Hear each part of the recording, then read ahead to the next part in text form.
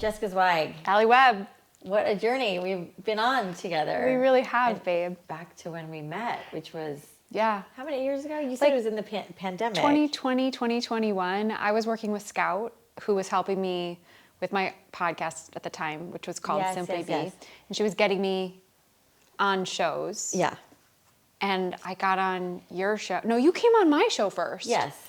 You came on my show Yeah, first. I came on your show first. What was I talking about? Just Life, Dry Bar. Nothing life specific. No. Yeah. But we had a connection. Yeah. And I remember feeling so excited to have you on my podcast. It was such a big deal. And then, I don't know, a year later, because I think we had that familiarity, you invited me onto your show, Raising the Bar. Yes. And you were with Adrian, and I just remember your light was so bright. You were interviewing me about my personal branding agency at the time, but I could see your wheels were turning. You were really asking me questions specifically in a way that I was this is an interview. How does this work? What does this cost? And I was really intrigued by what you were doing. I remember that. Yeah. And then you texted me or DM'd me, and we circled back, and then you became a client, and we became friends. And our paths have gone like this, I feel, and we keep coming back. And we did the Impact series together too. Yeah, you had me speak. Yes. In Nashville. Gosh, that was so wild. That was another lifetime. I know. Yeah. Well, for those people who might not know who you are or how to pronounce your last name, which took me, which is pretty much everybody. And even Talia was who? I'm Zweig. You just have to say it a couple hundred times. You have to pretend you're German when you say it. Zweig. I don't even do that. I just know it's Jessica Zweig. Yeah, you do. And even when we had dinner that night, I was I have a reservation. There's a reservation under Jessica Zweig. They're no. I'm she must not give that name because it gets people. Yeah. You've sold your company. Yeah. You're on to new things. And I feel as I was preparing for you coming here today, I was how do I talk about her? What is, and this whole new platform of yours, I know this new book is coming out, The Light Work, but spiritual gangster. Yeah, spiritual hustler. Spiritual hustler.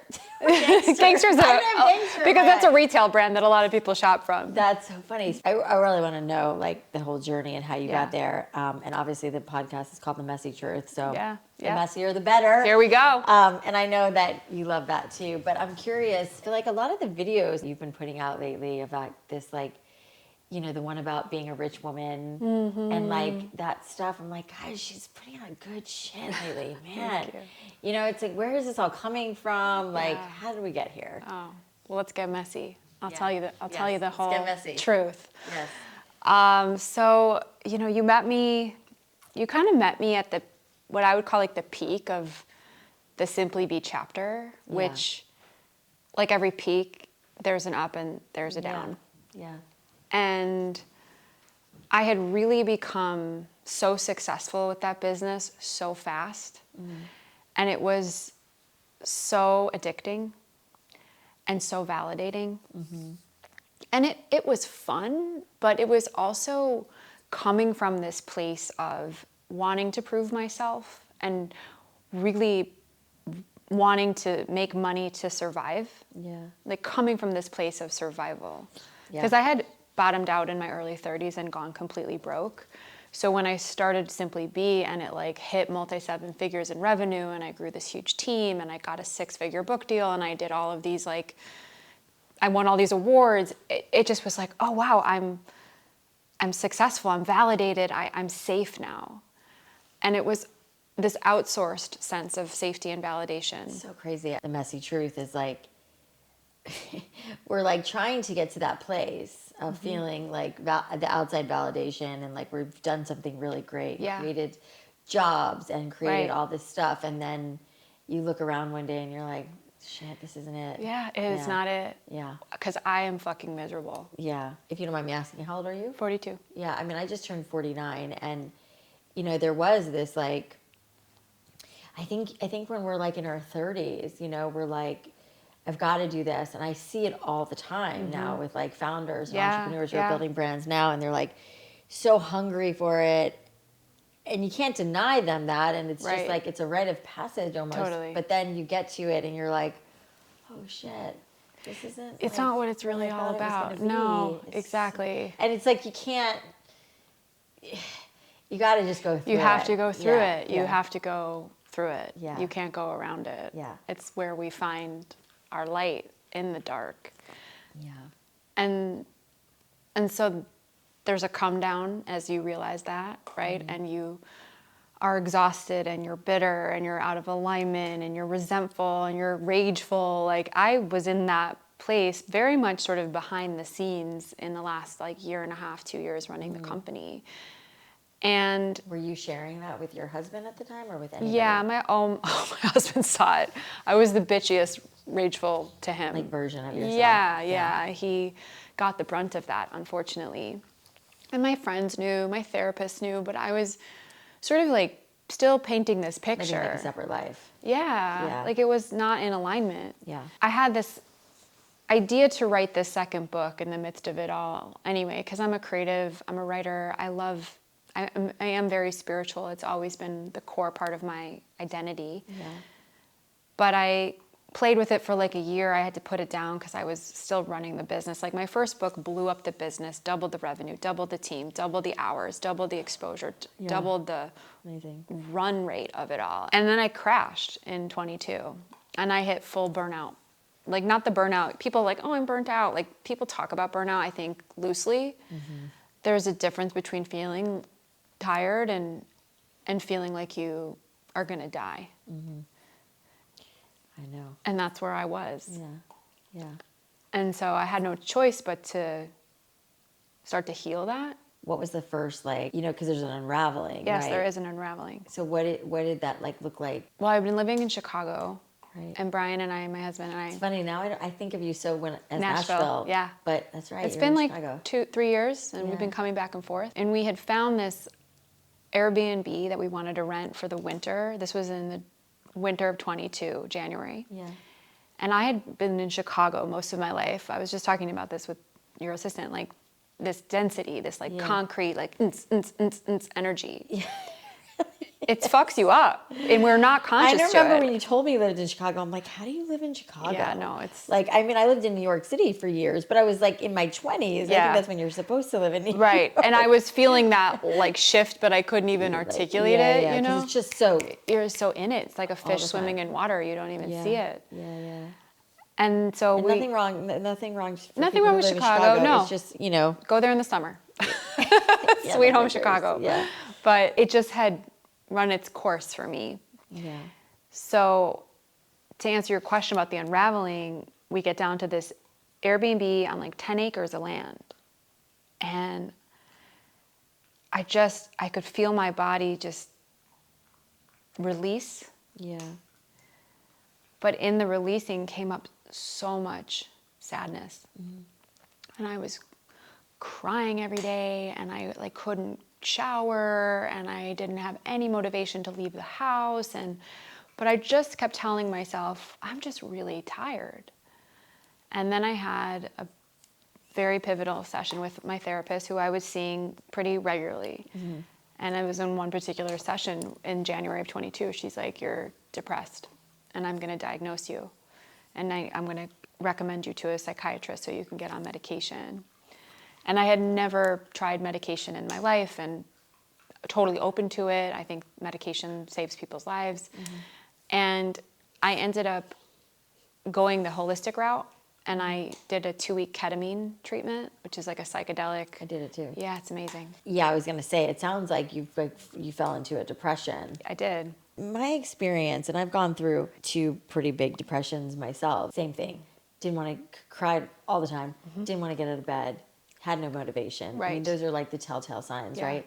But, I went through an experience too where I had a psychologist recommend meds for me. And I took it was a bad combination. I don't know if I ever told you this story, but I took it was like a pretty popular one. And I took it on the same day I went to the Tony Robbins fucking event. Which I don't know if you've ever been to a Tony Robbins. And God bless Tony Robbins. I love him. Right. But those events are so loud. intense. And they talk about uncha, uncha, uncha. Yeah. That's what they're like. Yeah. I don't think they're for somebody who's in a very depressive state, which I was. But then I took this medication, which I feel like gave me more anxiety than I already had. And I was like, I remember calling my doctor and being like, what the fuck? Right. Why do I feel worse? Like, I feel worse right now on this pill than I have ever felt. And he's like, no, it just takes it takes time. And I was like, no way. I was like, I don't trust this. Like, I'm done. And I never I never took a medication like that again. But I know that it has helped so many people. And I know that, so I have friends who swear by it, and it's like, they've said that it just takes off the edge. Same. You know, and then do you know Dr. Amen? Have you ever gotten a brain scan from him? No. Oh my God, you have to do that. I should. It's amazing, because I went to him when I was kind of in the throes of my most recent depression, and I was really kind of coming out of it, but he diagnosed my brain, looked at my brain, which, by the way, also, like, he can tell you if you're, like, predisposed to lots of things, like Alzheimer's, which I was sure, based on the fact that I don't remember shit, that he was going to tell me. I was so bracing myself for bad news, which he said I had a very beautiful brain, so I was good. But at the time, a doctor had recommended something to me that I was, like, on the fence about, because I was struggling so much. And I was like, maybe I will consider this again. And when he did the brain scan on me, he kind of explained different parts of my brain. It's way too hard to re-explain here. But he was like, this medication that this doctor was going to give you is like the absolute worst thing for you because of the way your brain... And it's fascinating because, you know, it was like basically because my brain, probably similar to yours, like moves very, very quickly. Yes. And he's like, you need something that's going to take take you down. And this medication that this doctor was giving me is going to take me up, which is like the whole reason Dr. Amen is Dr. Amen, because he basically is the doctor who was like, if you break your arm, we examine it and look at it. If you're depressed and that has to do with your brain and your neuroscience, nobody's looking at it like, why? Right. You know, which is like, when I discovered him, I was like, this is the most brilliant man ever. Yeah. Anyway, so I never ended up taking that medication, and, you know, had to find alternate solutions, which, again, I just want to be respectful, but that might not be the path for everybody. Yes. But I also think, and I want to get your thoughts on this and how you got through it, because I do think that there is, in my own spirituality that I've come to in the last few years, that, like, you just got to go through some shit and some pain to get to the other side. Like, and I just don't think that you can avoid that. And I worry that taking medication and Numbs you. bypassing it. Yes, bypassing it. Is like, it's yeah. coming somewhere. I don't know. I'm not a doctor, so Neither am I. But what you're talking, all of it's so important. Like, I spoke about how I healed my mental health in this book at length, and I was very clear that prescription medication wasn't for me. Mm-hmm. And what you're talking about is like bio-individuality that most medicine in Western worlds just overlook and want to put a Band-Aid on it and not really talk about the root cause. Right. And when I found my holistic psychiatrist, he was like, girl, you don't need drugs. What you need to do is sleep. Yeah. He was I didn't know a holistic psychologist was a thing. Yeah, he's a holistic psychiatrist. And he told me to, you know, look at my hormones, look at my sleep cycles. Yes. And I went through a ketamine protocol, which like healed the inflammation in my brain through these psychedelic properties. And I was... Wait, what? Yeah, do you know... I did ketamine therapy too, but I didn't know about that. And I did it with like an MD. Same, it was like same. In an office. With a nurse, and like the whole thing. Yeah. So ketamine is a psychedelic, right? Where we journey, and I had beautiful visions and healed trauma and all the things. I was in Costa Rica the whole time. Yeah, I was like with the aliens. Like it was amazing.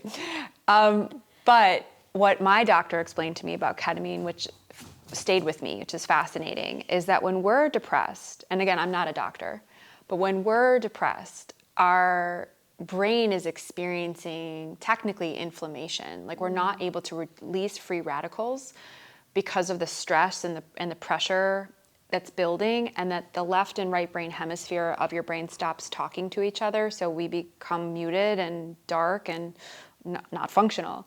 So what ketamine does is it decreases the inflammation in your brain, on top of giving you the psychedelic sort of inner child, like traumatic healing from your past wounding. And I really felt that happen. I would measure it. Like I had 6 treatments, 2 weeks in a row, and I scaled it on a scale of 1 to 10, how depressed I was. I was really honest with myself. Session 1 was 10. By the end of those 2 weeks, I was at a 1. Yeah. It was fucking miraculous. Yeah. I mean, I had a very similar experience. Mine went a little more like this. Yeah. You know, it was like, but Yeah, it wasn't like a straight line. You like no, progressed. it's not a straight line. Yeah. Yeah. Because I was like, I feel amazing. And I was like, I don't want to do it again because I feel so good. And she's like, you got to do it again. Yeah. But I want to go back to what you were saying about like bypass. Even with the ketamine and even with good sleep and even with the right proper diagnosis of the drugs that you might take that work for you, I do think that there is something just really painful about being human. And the grief. And the grief and the heartache and the shame and the fear and the guilt and the self-deprecation and the comparison and the darkness. Yeah. And that's really what I've been saying about this book. Even though the word light is in the title, it's really a book about the dark. It's where we find our light. Mm-hmm. And I share the most dark things that have ever happened to me in my life in this book. Like I know you fully understand what that's like to write a book that's like your truth and things you've never publicized to the world on any podcast, on any social post. And it's why I love you and why I love your work and your message. And I think why we so connect is because you're so real. And I think telling the realist stories where we lay down all of the masks and projections of success and a happy life. And we share the truth of how we've come to where we've come, which is in a straight line. I mean, look at how you even ended your book. Like it was, it's I think the most important thing we can create conversation around. Yeah. So that we don't bypass, not just so that we don't bypass not to do it and accept the pain, but because once we do that, we actually become fully authentic and activated and true to who we're meant to be in this life. And to me, that's a spiritual journey as much as it is anything. Yeah. There's a lot of grief that surrounds us. Yes. That we don't realize, and I think that there's something about the mid-40 range where, I recite this quote all the time that I heard Brene Brown say recently. It was like, in the middle of your life, you get that tap on the shoulder from the universe. It's like, you can't run anymore. That's good. That's so good. It's so good. That's why I always say it, because it always... You can't run. You can't run. At some point, you just can't run from it. And you hear so many people getting divorced in their 40s, because I think that, like, we wake up to, like, is this the life that I want? Is this the person that I want to be with? It's like we question everything. Yeah.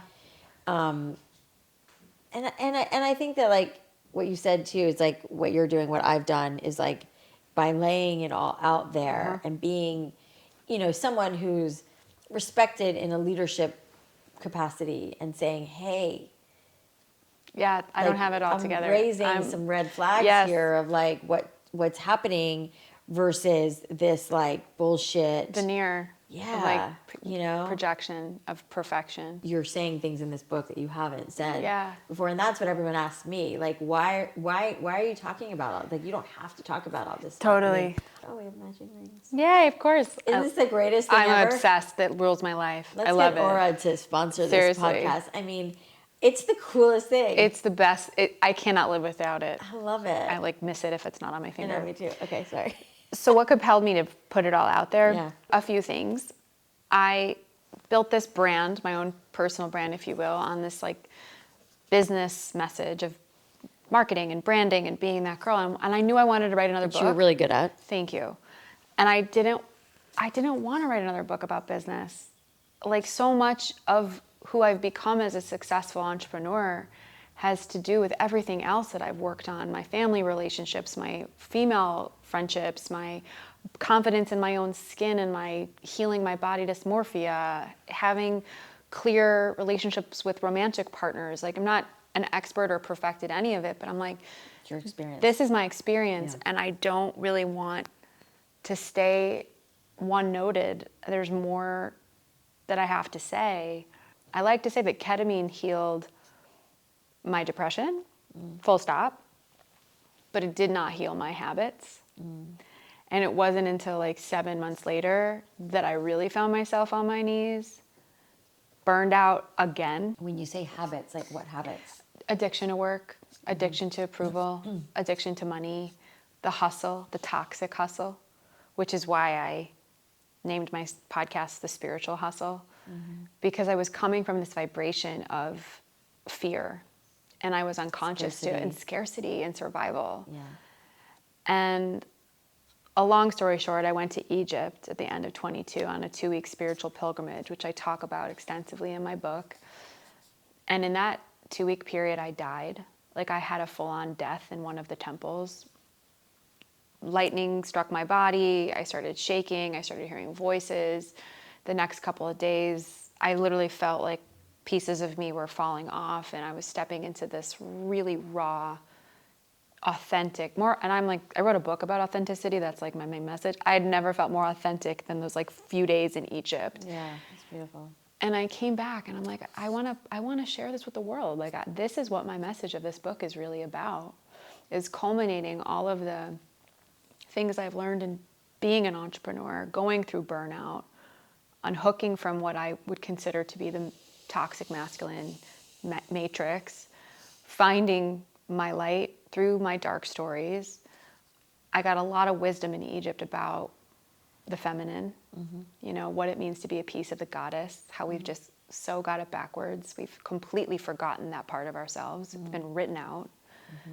And I really felt clear that I had some new things to say, and I had to share it with my parents first. I had to share it with my husband first. I had to share it with my best friend first, who I wrote about the shadow, dark, hard shit that came from those relationships to get their permission, technically, so I could publish it. Like you, I see what you do. You're so paying it forward.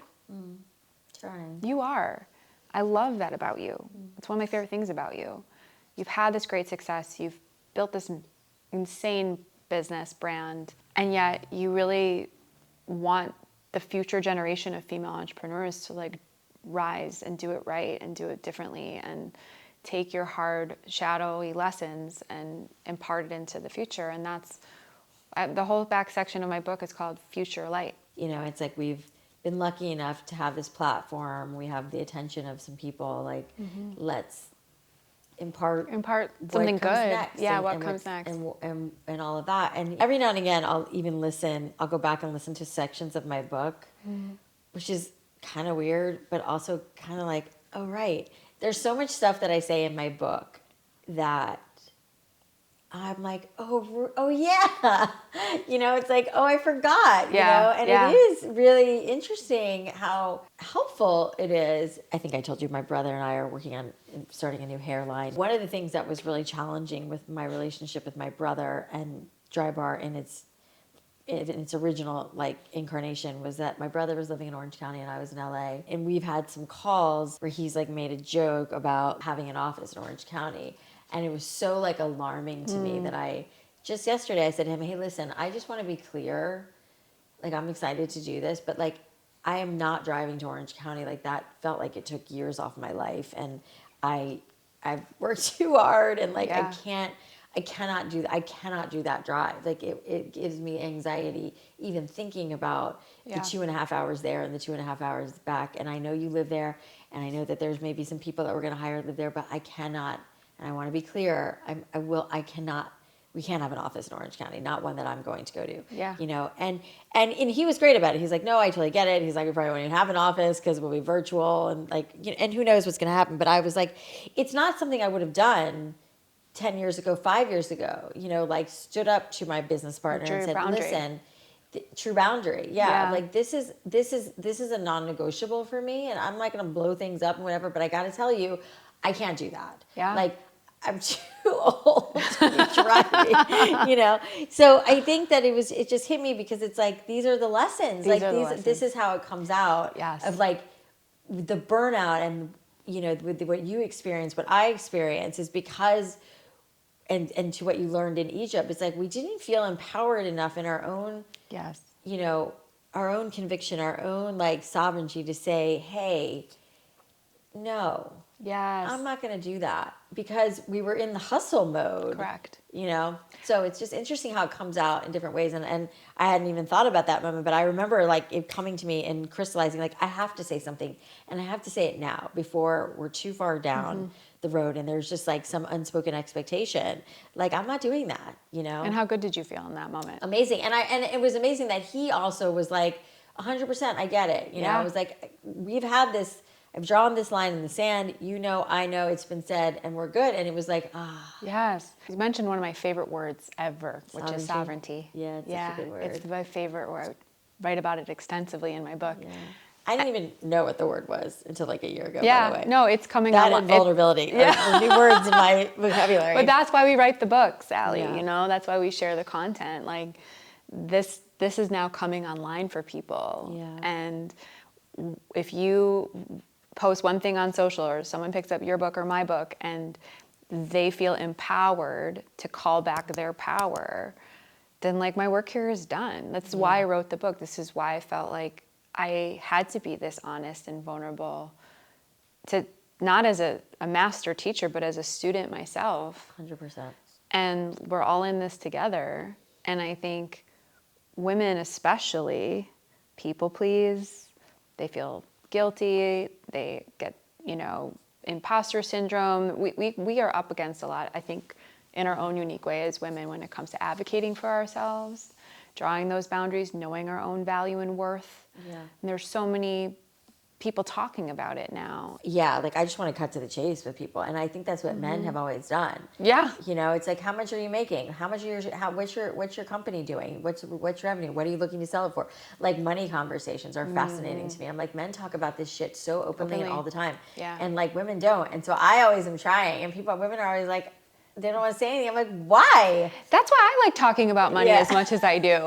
You know, I love talking about money. I'm curious. And it's fun, and it's educational, and it's empowering, and we should all be rising financially. And the way we do that is by helping each other. I mean, I was just talking to somebody who's a founder of a company that you would know, but so I won't say. But you know, we were talking about like what, and you know, an exit looks like, what the money looks like, and you know, and I was like, oh, what are you making now? And she told me, and I was like, oh, well, then it should be doubled when you know, whatever it was. And she wasn't weird about it. I wasn't weird about it. We were just like two men would talk. And it's like, who cares? It's like that whole like, don't talk about money. Don't talk about salaries. Or it can be like seen as braggadocious if you do. Like, what you mentioned at the beginning, how much you love that post I did about like what it means to be a rich girl. Woman. I was so curious to open that up and hear more about it, because it wasn't like be rich and have all the money, which was part of it, but it was like be rich spiritually, be rich in friends, be rich in confidence, be rich in space. I love this. But I was drawn to it because it was like,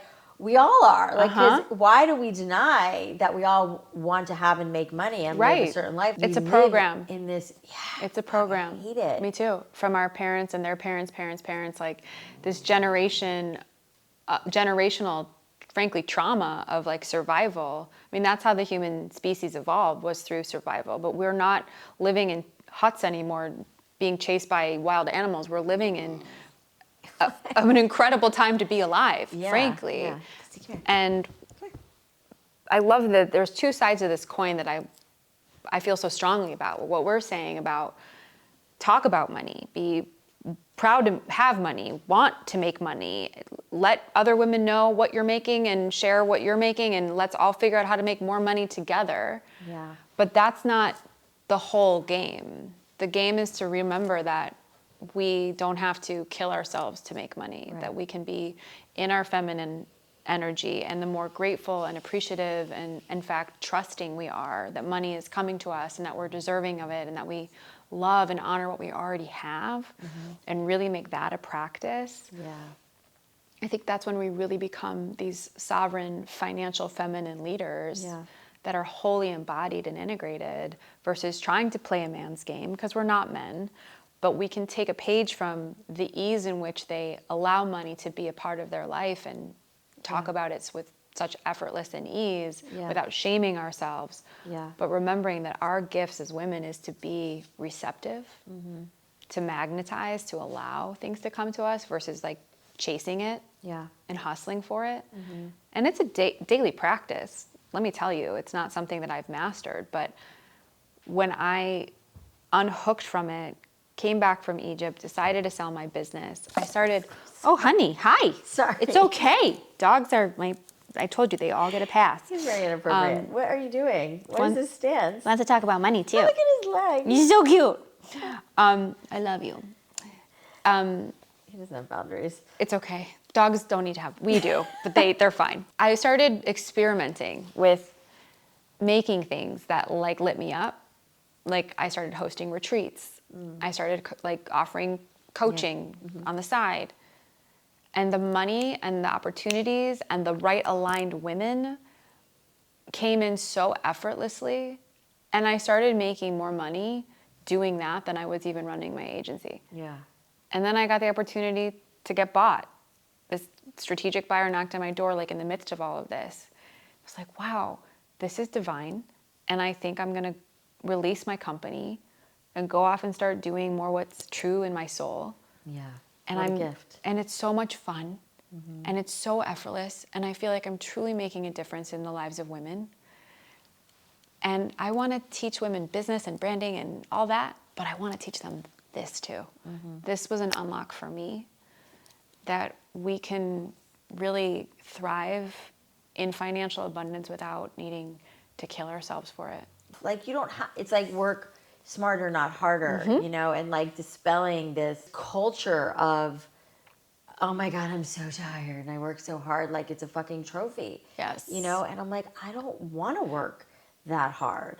I want to work hard and I want to do great things in the world, but I also like don't want to kill myself to do it, you know, and I am guilty of that as an entrepreneur who came up and they're like, I want to work 7 days a week and I want to be there all the time. And I did, and there is something like to that and like a piece of that for sure. But I think you can only do that for so long before. I mean, burnout came fast and furious for me, you know. Bet it did. When I was like, oh, I'm going to go on vacation and stay connected, you know, which was like, you've got to, you know, disconnect. It was my life for 7 years. Yeah. Rest and slowness and practicing boredom and unhooking from that go, go, go mentality. And when you love what you do and you're an entrepreneur and you're building something, so hard to shut it off. It's so hard to shut it off. And there's phases where you can get so much life, frankly, from working 7 days a week. Yeah. I've been there, but that isn't sustainable. And Nashville was really a teacher for me, being in nature, having access to green, like rolling hills and waterfalls and lakes and trees. Like, it's okay. And animals. And animals. Yeah. I saw exactly the birds, the deer, even like seeing a possum or an armadillo. But I'm sure even like with your 2 dogs, like and living on acres of land, like watching your dogs like run around and run free. There's just like something so beautiful about that. Waking up and like sipping coffee and hearing birds chirp healed my body. Yeah, I'm sure. And that is something we all need, but especially women who are building something they're passionate about. We can't neglect the most important thing. The most important thing isn't your business. The most important thing is your body. Yeah. It's your body, it's your soul, it's your heart, it's your energy, it's your nervous system. Because if those things aren't in alignment, you're not going to be able to build it in the first place. I mean, the nervous system thing is so fascinating. You know, I mean, I think that's kind of like what I was saying with what Dr. Amen said to me. It was like, you need to bring it down a little. Like your brain works so fast. He said that I had an overactive amygdala. Something Okay. is overactive. I'm not a brain doctor, I'm sure. Okay. Yeah, and he was like, you got it. He's like, it's probably why, you know, these are his words, not mine. Like, you're so brilliant and you've been so successful is because you go, you know, I mean, like my brain does not stop. You know, so it is like an act of service to myself to be like, and whatever that looks like for you, like you know this about me, that like I've really found God in the last little while. I love it. You know, just this weekend I was at church with my son, and I was just telling Talia this, that I was sitting in church with so much peace, and like phone was off. Yes. Didn't care about what was happening. I also happened to be with my son, so I felt very content. But like, I was like, there's nowhere in the world I want to be right now but here, you know? Yeah. And like, how rare is that to not be like dealing with this problem and dealing with this fire and writing this caption and Yep, doing all the 100%. fucking things that we have to do. And you being in this moment, you know, of quiet and peace. It's just, we don't give that to ourselves enough. It's like the exception, not the rule. And I think it should be the rule. Right. The nervous system is the way. I didn't realize that should be the name of something. No, really. The nervous system the is nervous the way. system is the way. And I didn't have a clue how fried my nervous system was for basically most of my life up until like 2 years ago. Me too. Because I mean, I've been working since I was 16 at like this crazy pace because I was like a hustler and I wanted to like be successful and make money, make my way in this world and make money. And it's like empowering and it's like inspiring at the same time. But man, does it catch up with us? Like what you said about Brene Brown, like you can only run from that for so long unconsciously. And that's why the name of my book is like not just reclaim your power, but reclaim your feminine power. Because this isn't necessarily about being a woman, it's about feminine values and what we're talking about of peace and stillness and slowness and surrender and ease and allowance. Like those are values in the world that most people aren't tapped into. And we have to recalibrate that if we're really going to truly heal and have the capacity to hold all of the great things that are coming to us anyway, as much as all of the dark shit. It's why we struggle. Like, I just got really sick a couple months ago, and I work with a root cause healer, and I was taking all of these things to heal my immune system and bolster my immune system. She was like, it's not your immune system's fine, it's your nervous system. Because I had been traveling, I had been speaking, I had been on stages, I had been selling my business. I was going through all of these, I was hosting my husband this like massive surprise party for his 50th and like 60 people, like I was holding so much. And the day I actually signed my papers to sell my company, I crashed and got sick for like 2 weeks and I couldn't, it was crazy. And I was working with my healer and she's like, stop taking the vitamin C, get on the earth, like ground. Like I just came back from a trip a couple months ago, whatever it was. And I was like, I felt like I needed a week of like, I can do nothing, 100%. You know, because I was so, literally nothing, so burnt out. And it wasn't like, I kept thinking, like literally having this fantasy of I could just like snap my fingers and be at the thing and then snap my fingers and be home. That'd be amazing. 100. You know, it's the hustle and the bustle of like constantly moving and schlepping and all the things that we do on the road that I don't know, maybe it's a little bit easier to physically handle when you're younger. I don't know, you know, or maybe I just don't mentally have the capacity, or maybe to your point, it's like my body. Same thing. I came home from that trip and I was like, I feel like a shell of myself. And it took me about 2 weeks to get like right again, somewhat back, you know, and I feel it. I was gone this past weekend, you know, for a couple of days. I was a mess yesterday, you know, it's like, my sleep was off, my time zones were off, you know. Right. And it's like, you could be listening to this and be like, oh, woe is me. Like, oh, you have such a hard life. And I get the eye roll. I think I'm so much more connected to my body. That's why. That I'm so like, oh, it's too much. When you get, and by the way, I think all women listening, like if you run a family, if you are working at a corporate job, like if you're building something great, I think we're all stretched and spread thin, and many of us are not in our bodies. And I say that with no judgment because I wasn't in my body for so long. Once you get in your body, you like root down. You can't go back. You can't go back. You can't go across the country and not be wrecked for 2 weeks, unfortunately. So we have to build in, and it's hard. Like I have a PEMF mat at home. I invest in crystals. I move to the woods. Like that sounds, you know, maybe extreme, but are you familiar with the chakras? Yes, somewhat. I'm not like super familiar, but somewhat. I write about it all in my book. Oh, I can't wait. I can't wait to read this book. I've had a few people be like, I finally understand chakras now, because I break it down. Like what I've done in this book is I've taken what I consider to be like kind of ethereal woo-woo concepps and like really translated them tangibly so that that's smart. It can appeal to the masses, right? It's not just a fringe book on spirituality. It's a book for the everyday woman. But real quick crash course on chakras. We have our crown chakra that sits at the top of our head that connects us to kind of our spirit realm, like allows us to meditate, get clear, connect, get downloads, hear messages. We have our third eye, which is intuition. We have our throat chakra, which is the power of our voices. A lot of people have this blocked, right? That's why my somatic therapist told me to start singing, because I hold grief in my throat. Beautiful. Yeah. Somatic is all about the body. We have our heart chakras. We have our solar plexus chakra, which is personal power. We have our sacral chakra, which is our freaking womb. It's the divine feminine, creative, like Shakti power. And then we have our root chakra, which is like basically our vagina, right? And it's what plugs us into the earth and roots us and creates a sense of safety. And it wasn't until I worked with a healer of mine in the last few years that she reflected back to me that my sacral chakra, which is my feminine, creative play, joy, pleasure, bliss, and my root chakra, safety, were completely dead. They were completely muted. They were completely offline.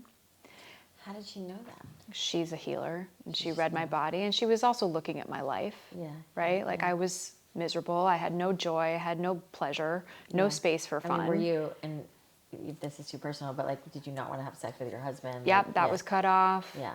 I was in the depths of my real burnout. Like, after the ketamine, right before Egypt, I found her. And she was like, and this solar plexus is yellow, and they all have colors associated to them. And my color is yellow.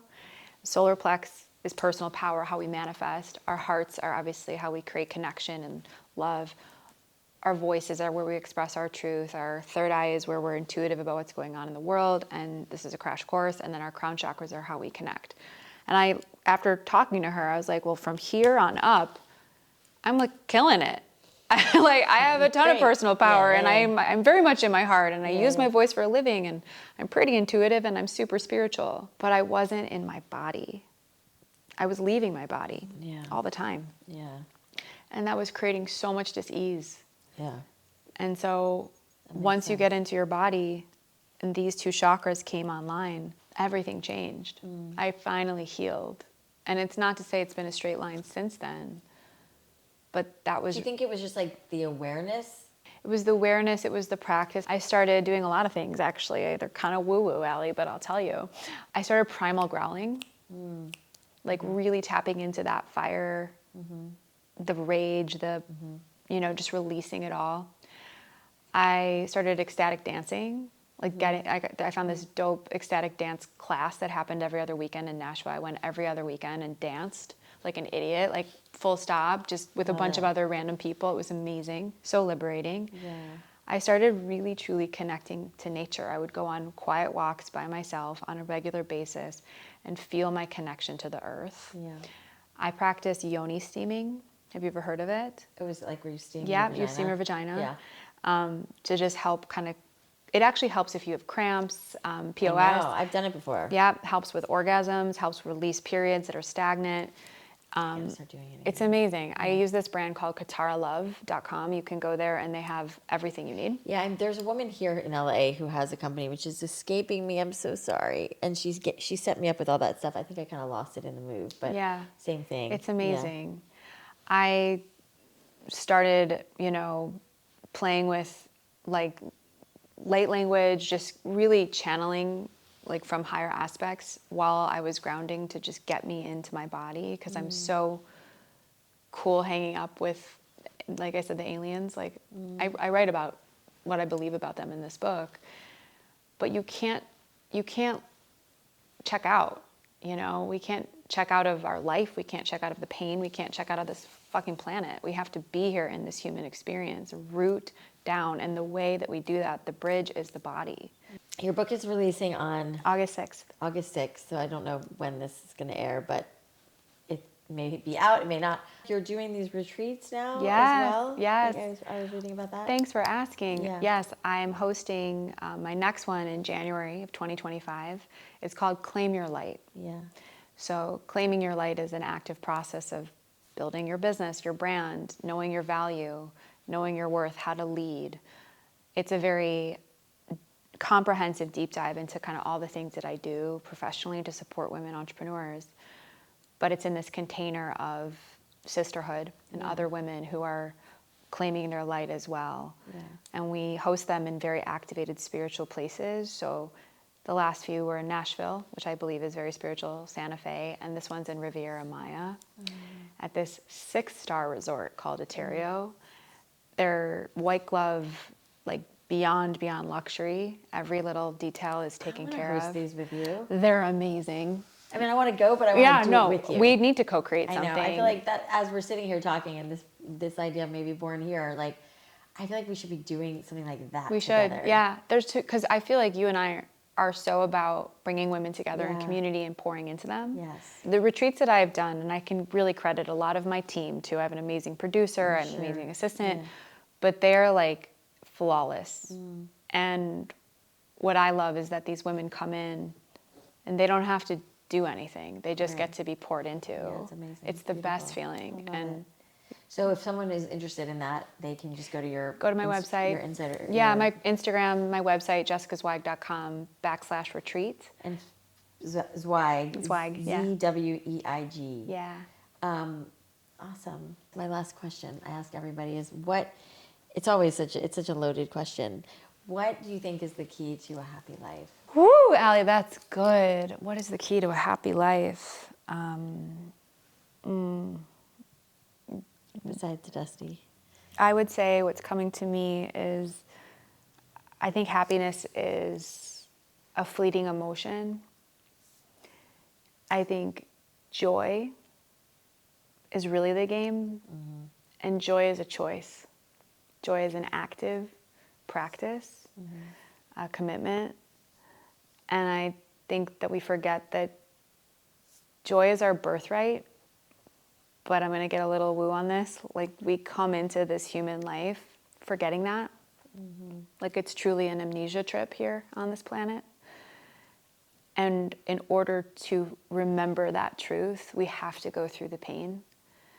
We have to go through the dark. We have to go through the polarity, dark and light.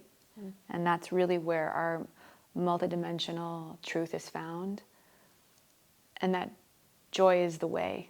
Joy is the birthright, the reason we came here. That's what I got in Egypt. She was like, girl, you got it all wrong. It's supposed to be fun. Gosh, remember that. It's supposed to be fun. It's supposed to be fun. I know, I get so serious. We all do. Yeah. Because we forgot. I forgot. I know, that's what I mean, total amnesia. Yeah. Jess, it's so good. I love you. We could talk for hours. Me too. Same. Yes. Thank you for having me. Yes, thank you for coming, and I can't wait for your book to come out, and we will definitely promote it and talk about it and all the things. I love it. It's beautiful. Thank you. Thank you. I'm so excited for it, and thank you for being such a champion of me. Yeah, And of course. I'm always yours. Oh, so beautiful. I know. Thanks. I love it. I love it. Thank you. Awesome.